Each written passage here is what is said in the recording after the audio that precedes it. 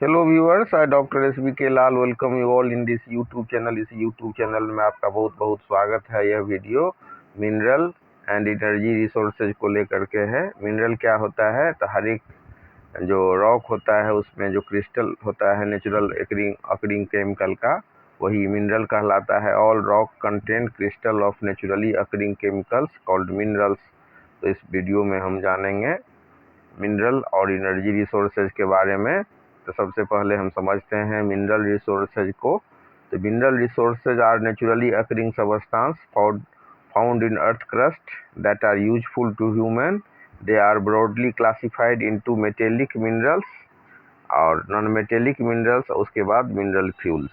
तो इस तीन कैटेगरी में इसको बांटा गया है मिनरल रिसोर्सेज को। तो मिनरल रिसोर्सेज नेचर में अकर होने वाला सबस्टांस है जो पृथ्वी के क्रस्ट में पाया जाता है और आदमी के लिए बहुत ही लाभदायक होता है। अगर हम मुख्य रूप से इसको बांटें तो तीन भाग में बांट सकते हैं। एक होता है मेटेलिक मिनरल्स। तो मेटेलिक मिनरल में मेटल होता है। Metallic minerals contain metals and can be melted to obtain the metal. इसमें आता है फेरस मिनरल्स, और फेरस मिनरल्स में आता है आयरन ओर, मैग्नीज, क्रोमाइट। फिर बात करते हैं नॉन फेरस मिनरल्स का। तो यही जो मेटेलिक मिनरल है इसमें आता है ferrous mineral, non ferrous mineral. और नॉन फेरस मिनरल में आता है copper, bauxite, lead, zinc, gold, silver. अब उसके बाद चर्चा करते हैं नॉन मेटेलिक मिनरल का। इसमें नॉन मेटेलिक मिनरल जैसा कि नाम ही से स्पष्ट है, इसमें मेटल नहीं आता है। इसमें आता है limestone, mica, gypsum, salt, potash, ये सब आता है नॉन मेटेलिक मिनरल में। अब चर्चा करते हैं मिनरल फ्यूल का।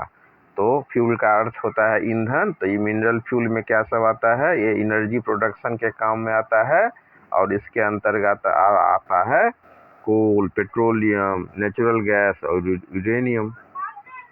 अब चर्चा कर रहे हैं एनर्जी रिसोर्सेज का। एनर्जी रिसोर्सेज क्या होता है?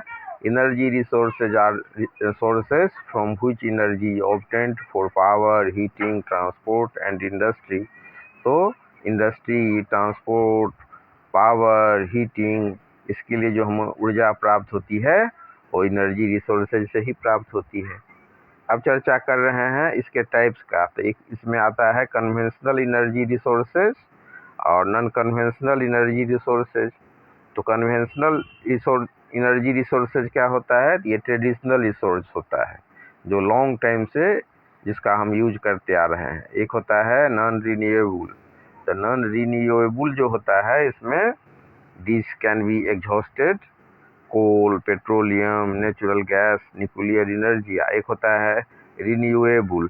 तो रिन्यूएबल जो होता है इसमें होता है can be replenished naturally, hydro power, fire would, when manage sustainably. तो इसका अगर हम बढ़िया से विवेकपूर्ण ढंग से इस्तेमाल करें तो ये सदियों तक हमको साथ निभाता रहेगा, इसकी आपूर्ति होती रहेगी। फिर चर्चा कर रहे हैं नॉन कन्वेंशनल एनर्जी रिसोर्सेज का। तो modern renewable sources that are eco friendly. ये नॉन कन्वेंशनल जो होते हैं सोर्स ऑफ एनर्जी, ये बहुत ही पर्यावरण फ्रेंडली होते हैं, इको फ्रेंडली होते हैं। जैसे मतलब solar energy, wind energy, tidal energy, geothermal energy, biomass energy और बायोगैस। अब चर्चा कर रहे हैं इसके इम्पोर्टेंस का। ये क्या करते हैं? Support industrial development, provide fuel and electricity, create employment, help transportation and communication, contribute to economic growth. अब इसके बाद हम चर्चा कर रहे हैं कंजर्वेशन मेजर का। तो ये क्या करता है? तो reduce wastage, recycle metal and materials, use renewable energy, improve energy efficiency, promote sustainable mining. अब इसको समझने के बाद अब हम चर्चा कर रहे हैं भूविज्ञान का। ये जो पृथ्वी सबका जो स्ट्रक्चर होता है, कंपोजिशन ऑफ प्रोसेस, जहाँ पर हम स्टडी करते हैं जिस विज्ञान में, वो होता है जियोलॉजी यानी कि भूविज्ञान। तो कह सकते हैं कि भूविज्ञान वह विज्ञान है जिसमें पृथ्वी की संरचना, पदार्थ, परिवर्तन और इतिहास का अध्ययन किया जाता है। Geology is the scientific study of the earth, its structure, composition, processes and history. अब इसमें जो इसको अध्ययन करने वाले जो होते हैं वो भूवैज्ञानिक होते हैं। वो चट्टान और खनिज, पृथ्वी की आंतरिक संरचना, भूकंप और ज्वालामुखी, भू आकृतियाँ, जीवाश्म और पृथ्वी का इतिहास, ये सब का वो अध्ययन करते हैं। तो इस तरह से जो हम इनके जो पृथ्वी में मिनरल या एनर्जी रिसोर्सेज होता है, इसको अध्ययन करने के लिए एक अलग ही विज्ञान की शाखा है, वो है जियोलॉजी। तो थोड़ा सा इसमें इसके बारे में आपको जानकारी दी। अब समझ रहे हैं हम कि भूवैज्ञानिक, तो भूवैज्ञानिक वो होते हैं जिसको अंग्रेजी में कहते हैं geologist. A geologist is a scientist who studies the earth including it's rocks, minerals, structure and processes that shape it. भूवैज्ञानिक ऐसे व्यक्ति होते हैं या ऐसे वैज्ञानिक होते हैं जो पृथ्वी की चट्टानों, खनिजों, संरचना और भू प्रक्रियाओं का अध्ययन करते हैं। अब इसके बाद हम चर्चा कर रहे हैं फिर मिनरल और एनर्जी रिसोर्सेज से संबंधित जो मिनरल होता है उसके बारे में। तो मिनरल क्या होता है? तो mineral is a naturally occurring inorganic substance found in the earth crust that has a definite chemical composition and physical properties.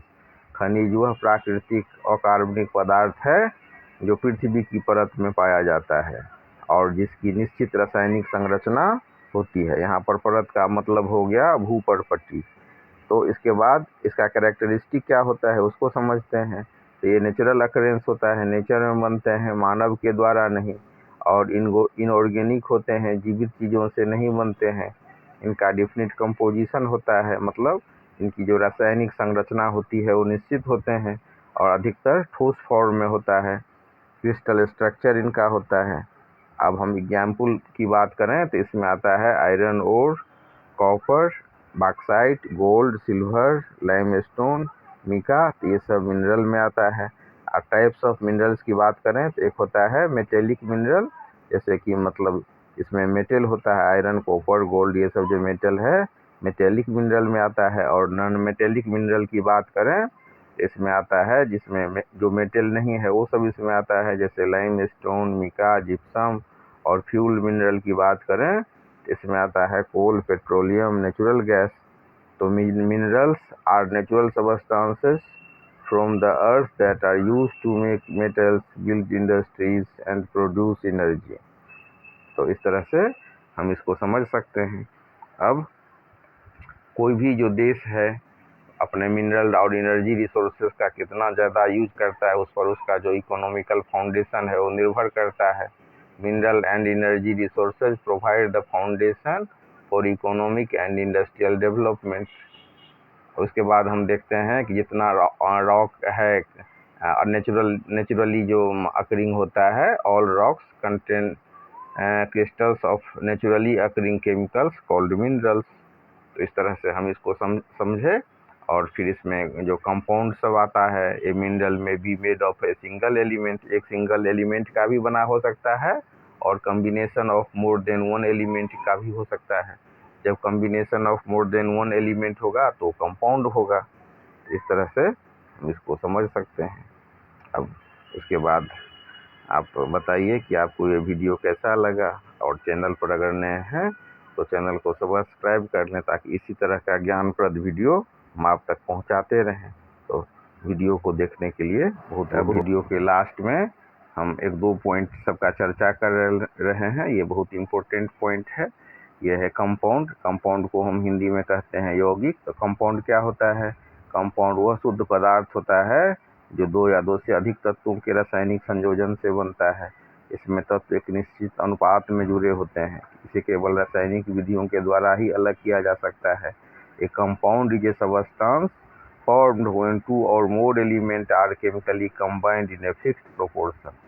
और वहीं पर मतलब यौगिक वह पदार्थ है जो दो या दो से अधिक तत्वों के निश्चित अनुपात में रासायनिक रूप से जुड़ने से बनता है। जैसे मतलब वाटर हो गया, इसमें दो पदार्थ हो गए, एक हो गया वाटर को बोलते हैं ना, उसका संकेत, उसका जो अनुसूत्र लिखते हैं ना H2O।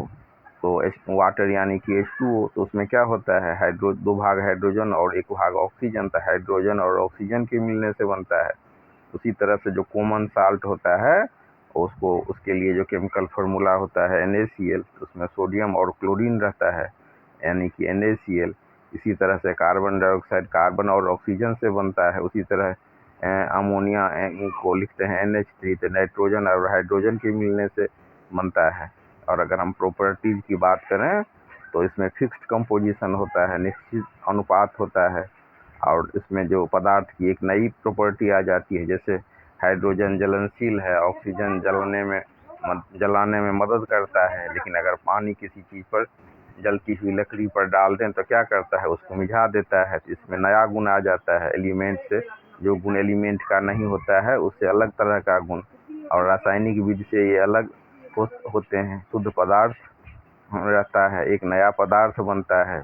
तो इस तरह से हम इसको समझ सकते हैं। अब हम अगर कहें तो कंपाउंड क्या होता है, जब दो या दो से ज़्यादा एलिमेंट मिल करके एक नया पदार्थ बना देते हैं तो